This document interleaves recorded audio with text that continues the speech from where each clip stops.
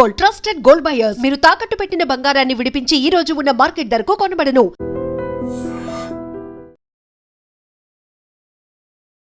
నమస్తే, welcome to I dream. ప్రస్తుతం నాతో పాటు స్టూడియోలో ఉన్నారు మోటివేషనల్ స్పీకర్ అలాగే లాంగ్వేజ్ ట్రైనర్ విజయ బంగారు గారు. మేడంతో మాట్లాడదాం. మేడం నమస్తే. నమస్తే మేడం, ఈ మధ్యకాలంలో నేను ఎక్కువగా చూస్తున్నాను, పెళ్ళైన కొద్ది రోజులకే, నెలలు కూడా కాదు, కొంతమంది అయితే కొద్ది రోజులకే డైవర్స్లు తీసేసుకుంటూ ఉంటారు, విడిపోతూ ఉన్నారు, కోర్టులను ఆశ్రయిస్తూ ఉన్నారు. ఇలాంటి పరిస్థితులు ఎందుకు వస్తున్నాయి అంటారు ఈ జనరేషన్లో ఎక్కువగా? యంగ్ కపుల్స్, మరి ముఖ్యంగా ఈ యంగ్ కపుల్స్ ఏంటంటే ప్రతిదానికి తొందర కదా. ఈరోజు చూస్తాము, రేపు పెళ్లి చేసేసుకుంటాను, ఎల్లుండి డివర్స్, చీచీ తూ అనుకోవడం, వెళ్ళిపోవడం. నువ్వు నిన్నట్లాగా లేవు, పెళ్లి చేసుకోకముందు నువ్వు చాలా బాగుండేదానివి, చాలా ఇదిగా ఉండేదానివి, సో నాకు నచ్చలేదు, పెళ్లి చేసుకున్న తర్వాత అయిపోయింది, నీకు నాకేం సంబంధం లేదు.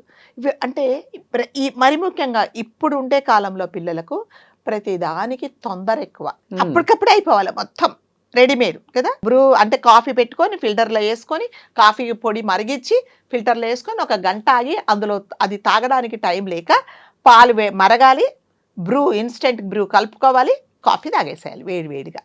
సో ఇప్పుడు జీవితాలు కూడా అలాగే చేస్తున్నారనమాట. అంటే దేనికి కూడా ఆలోచించట్లేదు, కాన్సిక్వెన్సెస్ ఎలా ఉంటాయి అనేది ఆలోచించట్లేదు. పోనీ ఏది జరిగినా కూడా మనం ఫేస్ చేయడానికి మేము రెడీగా ఉన్నామా అని కూడా వాళ్ళకి తెలియట్లేదు అనమాట. ఇదంటే ఏంటంటే ప్రతి ఒక్కరికి కూడా ఈ మరి ముఖ్యంగా యంగ్ కపుల్స్కి ఇద్దరిని ఒకరినొకరు అర్థం చేసుకోకపోవడం, ఒకరి ఫీలింగ్స్ ఒకరు షేర్ చేసుకోలేకపోవడం, ఒకరినొకరు గౌరవించుకోలేకపోవడం కదా. ఒకరి సెంటిమెంట్స్ని ఒకరు, ఇప్పుడు మీకు ఒక సెంటిమెంట్ ఉంటుందండి, నేను తప్పకుండా భార్య కానీ భర్త కానీ నిజంగా గౌరవించాలి కదా. నేను ఒక మాట చెప్తాను, చెప్పినప్పుడు ఎస్, నేను తప్పకుండా భార్య భర్త ఒకరినొకరు గౌరవించుకోవాలి. ఆ గౌరవం అనేది లేనప్పుడు ఏమవుతుందంటే వీటన్నిటి ఏమి లేదు కానీ ఒకటే ఉంది, అదేంటంటే ఈగో. నువ్వేంటి ఎక్కువ, నేనేంటి తక్కువ కదా. నువ్వు 4 లక్షలు సంపాదిస్తే నన్ను 4.5 లక్షలు సంపాదిస్తున్నాను కాబట్టి నువ్వేంటి అసలు నాకు లెక్కే లేదు అనేది ప్రాబ్లం వస్తున్నది. కాబట్టి ఏం చేస్తే విడిపోతున్నారు. దీనికంటే ముందు ఏంటంటే జరగకుండా ఉండాలి అంటే ఎవరైనా సరే పెళ్లి చేసుకోయే ముందు మీ ఇద్దరే కూర్చొని కొన్ని విషయాలు కంపల్సరీగా మాట్లాడుకోవాలి. ఎట్లాగా ఈ కాలంలో అదే కదా, నేను అమ్మాయితో మాట్లాడతానండి, కాస్త బయటకు తీసుకెళ్తానండి అని అనేవాళ్ళు. అది కూడా నిజంగా నేనైతే దాంట్లో ఏం తప్పు పట్టట్లేదండి. ఎందుకంటే ఒకరికొకరు మాట్లాడుకుంటే అసలు నీ ఇష్టాలేంటి, నీ కష్టాలేంటి, నీకు ఏది నచ్చుతుంది, ఏది నచ్చదు, నీ పద్ధతి ఏంటి అనేది ఒకరికొకరు తెలుసుకుంటారు. తెలుసుకున్నప్పుడు ఏమవుతుంది, రేపు పెళ్ళైన తర్వాత కూడా మీకు కొంచెం అవగాహన అనేది ఉంటుంది కదా. అట్లాగే ఎవరైనా సరే పెళ్లి చేసుకోబోయే ముందు మరి ముఖ్యంగా యువకులు ఒకరోజు మాట్లాడుకోండి, ఒక చోట కలవండి, లేదా పెద్దవాళ్ళందరూ మాట్లాడుకుని ఒక రూమ్లో కూర్చొని మీరు మాట్లాడకండి, అందులో ఏమి తప్పు లేదండి కదా. అలా మాట్లాడుకున్నప్పుడు ఏంటంటే మీకు మధ్యలో ఎటువంటి భేదాభిప్రాయాలు ఉండవు. ఎటువంటివి మాట్లాడుకోవాలి, తల్లి తండ్రికి ఒకటే అమ్మాయి, వల్లి గారు ఒకటే అమ్మాయి, ఆ అమ్మాయి ఏంటంటే తల్లిదండ్రుల బాధ్యత తీసుకుంటుంది కదా. అంటే ఏదో ఉద్యోగం చేసి తల్లిదండ్రులను చక్కగా చూసుకుంటుంది. రేపు పెళ్ళి అయిపోయిన తర్వాత మరి ఆ బాధ్యత ఎవరు తీసుకోవాలి? తల్లిదండ్రులు. సరే ఒక ఏజ్ వరకు వాళ్ళు ఇండిపెండెంట్గా ఉంటారు, తండ్రి రిటైర్ అయిపోతారు, దాని తర్వాత వాళ్ళిద్దరూ ఉండలేరు, పెద్ద వయసు వస్తుంది, అప్పుడు ఆ బాధ్యత ఎవరిదంటే కూతురుదే కదా. కూతురు కంపల్సరీగా తీసుకోవాల్సిందే. సో నేను మా అమ్మగారికి మా నాన్నగారికి నేను ఒకటే అమ్మాయిని కాబట్టి వాళ్ళు ఓపికన్నన్ని రోజులు వాళ్ళు ఉంటారు కదా. అంటే ఈ కాలం నాకు తెలిసినంత వరకు మన సౌత్ ఇండియన్ కల్చరు ఏ తల్లిదండ్రి అల్లుడి గారి దగ్గర ఉండడానికి చాలా మటుకు ఇష్టపడరు కదా, చాలా రోజులు ఉండడానికి. అదే కొడుకు కోడల దగ్గర ఒక అథారిటీగా ఎస్ ఇది నా ఇల్లు, నా కొడుకు ఇల్లు అని ఉంటారు. అదే అల్లుడి గారి దగ్గర ఉండడానికి కాస్త మొహమాట పడతారు కదా. సో కాబట్టి వాళ్ళు ఓపిక ఉన్న రోజులు వాళ్ళు బతుకుతారు. రేపు పొద్దున వాళ్ళకు ఓపిక లేక వాళ్లకు ఒకరి సహాయం కావాల్సినప్పుడు ఎస్ నేను తప్పకుండా చూడాలి, మరి అదొక్కటే నా కండిషన్, మరి దానికి మీకు ఓకేనా. ఒకవేళ అది లేదు ఎస్ నాకేం ప్రాబ్లం లేదు, నేను చూసుకుంటాను అంటే నువ్వు చూసుకుంటావు, రేపొద్దున మన నీ తల్లి తండ్రి కూడా ఒప్పుకోవాలి కదా. అదేంటి కూతురింట్లోకి వచ్చి కూతురింటి మీద పడి తింటున్నారా అని అనేవాళ్ళు ఉంటారు కదా. సో అవన్నీ కూడా కొన్ని విషయాలు కంపల్సరీగా మాట్లాడుకోవాలి. అట్లాగే అబ్బాయి, సో నేను అమ్మాయి తరపు అబ్బాయి కూడా ఎస్ నేను కూడా ఒకటే అబ్బాయిని, సో మా చెల్లి ఒక్క ఉంది, ఆమెకి పెళ్ళై వెళ్ళిపోయింది. మా నాన్న మా అమ్మ పెళ్ళైన తర్వాత నాతో పాటే ఉంటారు కంపల్సరీగా నాతో పాటు ఉండాలి. వాళ్ళు ఎక్కడికి వెళ్ళలేరు కదా. కాబట్టి అది మరి నీకు ఓకేనా, మాట్లాడుకోండి. అంటే ఒక క్లారిటీ వస్తుంది అనమాట.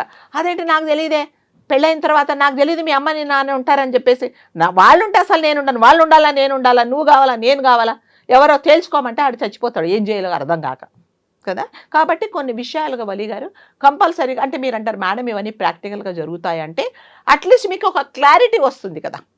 ఏంటి మీ నాన్న మీ అమ్మ ఏంటి ఇక్కడే ఉంటున్నారంటే నేను ముందే చెప్పాను కదండి అని మీరు చెప్పచ్చు. ఏంటి మీ అమ్మ మీ నాన్న ఇక్కడ ఉన్నారంటే నేను చెప్పాను కదా నేను ఒకటే అబ్బాయి, మరి ఎక్కడికి వెళ్తారు వాళ్ళు, కాబట్టి నాతోనే పాటు ఉంటారు కదా. అట్లాగే ఏదో ఇప్పుడు అమ్మాయి ఉంటుందండి, ఏదో తను చదువుకునేటప్పుడు ఒక ఎడ్యుకేషన్ లోన్ అనేది తీసుకుంటారు కదా, లేదా ఒక మ్యారేజ్ లోన్ అని తీసుకుంటారు. ఆ అమ్మాయి చదువైంది, ఉద్యోగం అయిపోయింది, ఉద్యోగమైన 2-3 నెలలకే మీ సంబంధం కుదిరింది, మీ ఇంటికి వచ్చేస్తుంది. మరి రిటైర్ అయిన తల్లి తండ్రికి వచ్చే పెన్షన్తో ఆ ఎడ్యుకేషన్ లోన్ తీరుస్తారా? తీరవలేరు. అది ఎవరిది బాధ్యత? కూతురుదే. నా పేరు మీద తీసుకున్నారు కాబట్టి ఏంటి నువ్వు ఇక్కడ తింటున్నావు, ఇక్కడ ఉన్నావు, నీ జీతం తీసుకెళ్ళి మీ నాన్నకి ఇస్తావా, లోన్ కడతావా అంటే ఎస్ కట్టాలి నేను, అది నా బాధ్యత. సో కొన్ని విషయాలు క్లారిటీగా మాట్లాడుకున్నప్పుడు ఏమవుతుందంటే మీకు తర్వాత మీకు ఇట్లాంటివన్నీ ప్రాబ్లమ్స్ ఉండవు.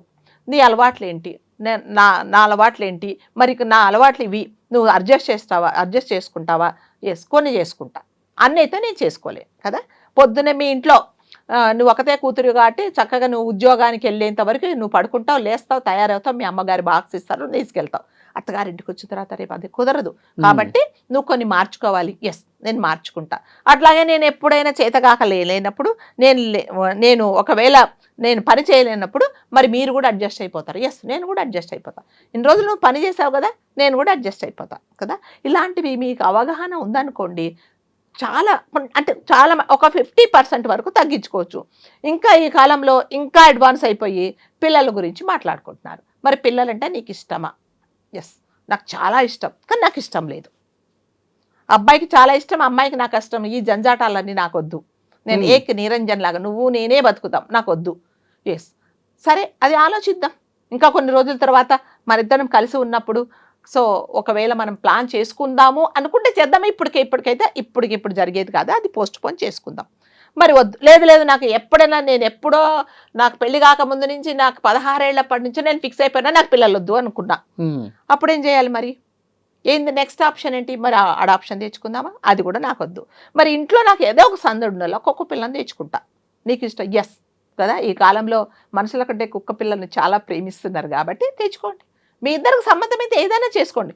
ఏదైనా సరే మీ ఇద్దరు అండర్స్టాండింగ్ మీద ఏ పనైనా చేసుకోండి. మిమ్మల్ని అంటే మధ్యలో మూడో వ్యక్తి వచ్చి ఇదేంటి మీ ఆయన ఇది వారిది అని మీ ఆవిడిది అని చెప్పకుండా మీరు మీ ఇద్దరే మాట్లాడుకున్నారు అనుకోండి, మూడో వాళ్ళ ప్రమేయం ఉండదు. చాలా కాపురాలు వలి గారు నాకు తెలిసినంతవరకు కాపులారు కూరిపోవడానికి కారణం ఏంటంటే మూడో వ్యక్తి ప్రమేయమే. అవసరం ఉన్నా అవసరం లేకున్నా అదేంటి ఇదేంటి మీ ఆయన ఏంటి ఇంత లేట్గా వస్తున్నాడు, మా ఆయన మీదే ఆఫీస్లో పనిచేస్తున్నాడు, 5ంటికి వచ్చాడు, మీరా ఏంటి 6ంటికి వచ్చాడు అనగానే ఈవిడికి చెర్రెత్తిపోతుంది. కాబట్టి అలాంటి మాటలు కూడా మీరు కొన్ని విషయాలండి కొన్ని మనం నమ్మకుండా ఉండడమే మంచిదన్నమాట. ఏదో ఆయనకి ఏదో పని ఉంటుంది, లేకపోతే కొంచెం ఏదన్నా పని ఉండిచ్చు బయటికి వెళ్ళాడేమో అనుకో. అంటే ఇప్పుడు ఇది ఎందుకు మాట్లాడుతున్నారంటే నేను వింటున్నాను కాబట్టి. అవునండి నాకు తెలుసండి మా వారు లేటుగా వస్తానని చెప్పారు, ఆయనకి ఏదో పనులు ఉంటాయండి అని నేను అన్నాను అనుకోండి, మీరు నాకు చెప్పరు అవునా నిజమా, అయ్యో ఇదేదో నేను ఇన్ని రోజులు గమనించలేదు, ఇప్పుడు రాగానే పోట్లాటేసుకోవాలా స్టార్టింగ్ అక్కడ నుంచి. ఓకే, ఈ గరిటెలు ఇసిరేయడం, ఇంకోటి ఇసిరేయడం, అది ఇసిరేయడం, అతని కోపం రావడం, ఇలా అంటే ఇంకా చెప్పేవాళ్ళు ఇంకా 4-5 చెప్తారు. కాబట్టి ఎప్పుడైనా సరే మూడో వ్యక్తి సంసారంలో ఎప్పుడైతే ప్రమేయం కలిగించుకుంటాడో సంసారాలు సగం కాపురాలు కూలిపోతాయి అన్నమాట. ఇంకొక పాత్రలు ఉంటాయి. ఏ పాత్రలు చెప్పండి? అత్తగారు, అమ్మాయి వాళ్ళ అమ్మగారు కదా. ఇక ఆమెకి అయితే అసలు ఎంత యాంగ్జైటీ ఉంటుందో. కొంతమంది పిల్లలు ఏం చేస్తారంటే మేము మాట్లాడుకుంటామమ్మా అంటారు, కానీ వీళ్ళు ఏం చేస్తారంటే తల్లికి యాంగ్జైటీ కదా. నిజంగా తల్లికి హృదయం అంటే అన్నిట్లో నా కూతురు ఎప్పుడు సేఫ్ సైడ్లో ఉండాలని కొన్ని విషయాలలో కలుగు చేసుకుంటుంది. చాలా కొంతమంది అంటే ఇప్పుడున్న పరిస్థితులలో మనము తల్లిదండ్రులుగా వాళ్ళు అన్లెస్ పిల్లలు మన సలహా అడిగేదాకా మనం ఇంటర్ఫియర్ కాకపోవడమే బెస్ట్ అని నేనైతే చెప్తా. పెద్దవాళ్ళుగా మన సలహా వాళ్ళు అవసరమైనప్పుడు తప్పకుండా మనం చెప్తాం. అమ్మ ఏంటమ్మా ఇదమ్మా ప్రాబ్లం అంటే, అదమ్మా ఇది నా ఎక్స్పీరియన్స్ అని చెప్తున్నాను చెప్పొచ్చు. లేదు వాళ్ళిద్దరే కూర్చొని మాట్లాడుకున్నప్పుడు మనం దూరాల్సిన అవసరం లేదు. దూరడం అవసరమా లేదా మీరే చెప్పు. అవసరం అంటారా? అవసరం లేదా? అవసరం లేదు కదా. కదా, అవసరం లేదు. వాళ్ళే పరిష్కరించుకుంటారు. ఎప్పటి వరకు వాళ్ళకి ఇక వీలు కాదు అనుకున్నప్పుడు మనతో చెప్తారు. ఎస్, మనం ఆల్వేస్ ఉంటాం. మనం ఎప్పుడైనా ప్రతి తల్లిదండ్రి పిల్లల బాగు కోసమే ఉంటారు కదా. వాళ్ళు తలుపు దగ్గరే నిల్చుంటారు. ఎస్ జీ హుజూర్, ఏం కావాలో చెప్పు అన్నప్పుడు అనేంత వరకు మనం ఇంటర్ఫియర్ అవ్వద్దు. అనవసరంగా విషయాలలో మనం కలుగు చేసుకుంటే ఏమవుతుందంటే పిల్లలకు చిరాకు వచ్చేసి, ఇదిగో మీ అమ్మ ఆ రోజు మన ఇద్దరం పోట్లాడుకుంటే మీ అమ్మగారు వచ్చి ఈ మాట మాట్లాడదు, అందుకే ఇంకా పోట్లాట పెద్దగా అయింది అంటాడు అల్లుడు గారు కదా. అల్లుడు గారు ఏం చేస్తారంటే, అవును మీ అమ్మకి ఎందుకు అనవసరం విషయాలలో జోక్యం కలిగించుకుంటుంది, ఎందుకు అనవసరంగా ఎందుకు మాట్లాడుతుంది, మీ అమ్మ ఆ రోజు నన్ను రెచ్చగొట్టింది అందుకని చెప్పేసి నేను వెళ్ళిపోయా. వీటన్నిటి వల్ల అంటే ఎప్పుడైనా ఒక సంసారం బాగుండాలంటే మూడో వ్యక్తి ఎవరైనా సరే ప్రమేయం ఉండకూడదు. ఒకవేళ ఉండి వాళ్ళు ఏది చెప్పినా కూడా భార్యాభర్తలు అసలు నమ్మకూడదు. మీ ఇద్దరు సమస్య వచ్చినప్పుడు మీ ఇద్దరే కూర్చొని మాట్లాడుకోండి, మీ ఇద్దరే పరిష్కరించుకోండి కదా. ఎవ్వరు కూడా ఇంటర్ఫియర్ అవ్వకండి. అట్లాంటి సంసారాలు చాలా బాగుంటాయండి. కాబట్టి ఎప్పుడైనా సరే భార్యాభర్తలు బాగుండాలి. మరి ముఖ్యంగా యంగ్ జనరేషను, ఇప్పుడుండే పిల్లలు పెళ్లి చేసుకున్న తర్వాత మీ ఇద్దరు ఒకరినొకరు అర్థం చేసుకోండి. ఇంకొకటి ఏంటంటే, పెళ్ళి అనగానే సంసారం అనగానే మీరు పెళ్లి కాకముందు పార్కుల చుట్టూ తిరిగి పబ్బుల చుట్టూ తిరిగి తర్వాత ఎక్కడెక్కడో తిరిగినట్టుగా ఉండదండి. సంసారం అన్న తర్వాత ఒక బాధ్యత అనేది ఉంటుంది కదా. కొన్ని హక్కులు ఉంటాయి, కొన్ని బాధ్యతలు ఉంటాయి. అప్పుడుండేలాగా ఉండలేరు మీరు, అప్పటిలాగా ఉండాలి అని మాత్రం మీరు అనుకోకండి కదా. కాబట్టి కంపల్సరీగా వైఫ్ అండ్ హస్బెండ్ కలిసి ఉండాలి అంటే ఒక్కటే అల్టిమేట్గా చెప్పడం ఏంటంటే, మీ ఇద్దరు ఒకరినొకరు అర్థం చేసుకోండి, షేర్ చేసుకోండి. మూడో వాళ్ళకు అసలు ఆస్కారం ఇవ్వకండి. ఒకవేళ ఇచ్చినా కూడా, ఒకవేళ వాళ్ళు చెప్పినా మీరు అసలు వాళ్ళని ఎంటర్టైన్ చేయకండి. తర్వాత మీ ఇద్దరు కూర్చొని మాట్లాడుకోండి. బాగా చెప్పారు. Thank you madam. Thank you.